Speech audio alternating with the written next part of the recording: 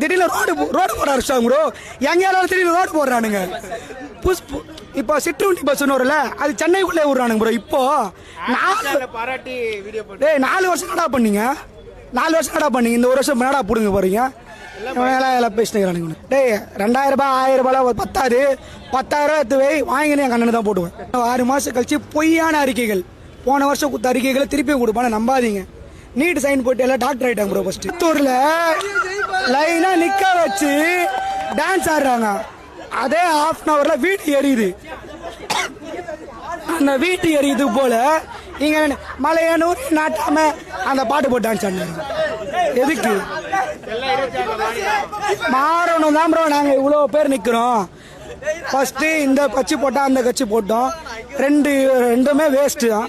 புதுசாக வராரு, அதுவும் எங்கள் அண்ணன் வராரு. மெஜாரிட்டி ஓட்டு பயங்கரமாக ஓடியும் ப்ரோ. 100% ஷுர். 90% இளைஞர் ஓட்டு எங்கள் அண்ணனுக்கு மட்டும்தான். லேடிஸ் ஓட்டு வேற மாதிரி விழும் ப்ரோ.